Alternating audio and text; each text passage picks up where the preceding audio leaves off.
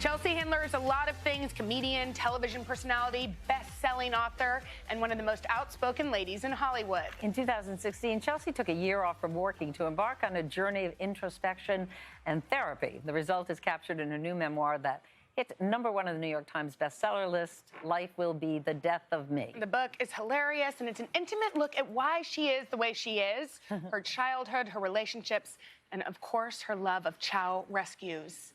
Maureen, we're so happy you're here. Thank you, girls. Thank you. Okay, so this book, you write in the acknowledgments that this was the best writing experience that you've ever had, and you're grateful that you, I assuming that the editors, pushed you in the right direction. Truth. Why was it so important for you to be so vulnerable? I think because I just had been so tough for so long. Like, I was learning about how my vulnerability and I started writing it down because I'm like, oh, wait, remember that? Like, everything my doctor was saying, I was like, write this down, write this down. And then as I started writing it, I was like, this could maybe be a book. And I was talking to an editor, and she goes, I can't write a book about therapy. It's just such a cliche. Like, now I'm this. And she goes, but this is your truth. Like, you're an arbiter of truth. You spent your career telling the truth. You need to tell the truth right now. But what was the trigger point for you that made you say, I'm going to take a year? The election. It was. The election triggered me. It made the world feel unstable. It felt unhinged. And what I learned through seeing my psychiatrist, Dan, was that represented at a time to me, you know, when I was 9 years old, my brother told me he was coming back, and he was my oldest. I was the youngest. We were bookends out of 6, and he died in a hiking accident. And I took that as a 9-year-old in a way that wasn't like, I understood he died and it was an accident, but emotionally it was a rejection. It was, oh, he left you because there's another family with another little sister that he likes better.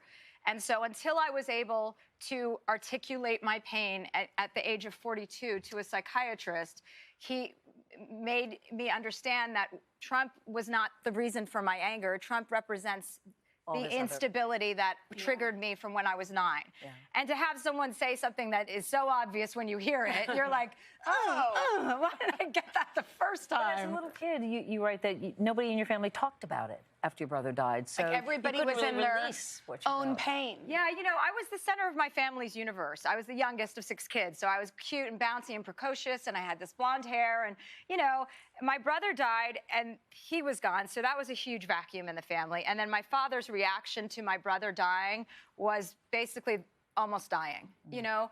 And I think we don't give enough heft and weight to children in pain and trauma because we're all dealing with stuff. I don't want to spend my adulthood figuring out my childhood. Right. You know, it seems like I just had to. So I think the message is for everybody who's experienced trauma is to get through it, go through it, because there's no shortcut around trauma and emotions and grief. And it's okay to feel that grief. Yeah, and it can be funny. Like, grief is hard, but it's funny. What's the funny side? I laughed out loud multiple times. Well, it's just the things that you say, because you'd all be dying too when somebody, you know, I talk about my mother being in hospice, and she was sick for years, but those moments in the hospice room with my brothers and sisters were some of the funniest moments we've ever had together, because we were in such pain and we just wanted her to go easily. And so we've all have to say goodbye to people we love, and it's great to do it with honor and dignity for them and to honor their lives instead of being sad about it for 20 years. Right. So you dedicated this book to your future husband. Yes, yes, everyone. She's out on the prowl. Ready to meet my husband. Are you really? No, I mean, I'm ready to be in a relationship. I'm ready to be in a relationship. I'm healthy now. It takes a healthy to attract a healthy, is what one of my friends said.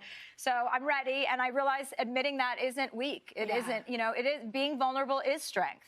Absolutely. Well, you always gravitated towards older guys, right? Do you still feel that? Thank you for bringing that up. I don't think that's bad. I think that's a good thing. Well, I mean, I'm currently very attracted to Robert Mueller. I understand that he's married, and I understand. I was going to say, have you heard from his wife? I haven't heard from his wife, but I have heard from people that says Bob Mueller is aware of you.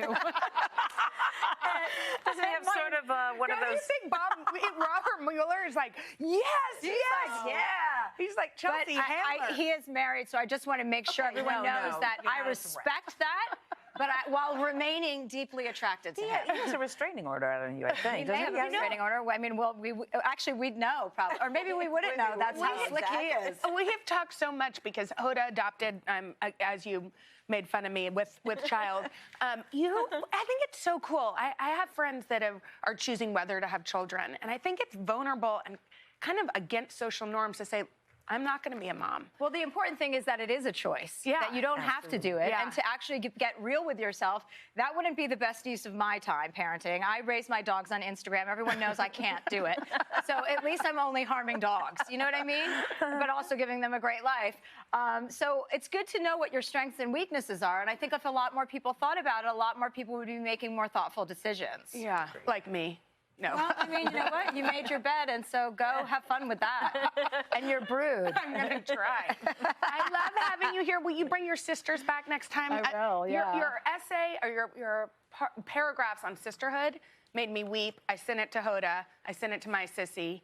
I got a message from your sissy, too. I know we're on a text chain. Okay, we have to go. We don't want you to leave, though. Sorry. So to get Chelsea's book, Life Will Be the Death of Me, go to today.com/shop. Love you, honey. To see Chelsea live on her book tour, go to hodaandjenna.com for tickets and tour dates. And Chelsea's book is getting turned into a podcast on iHeartRadio that premieres on May 23rd. A lot of good stuff happening. Yeah, but her book tour is almost sold out, so you better go fast.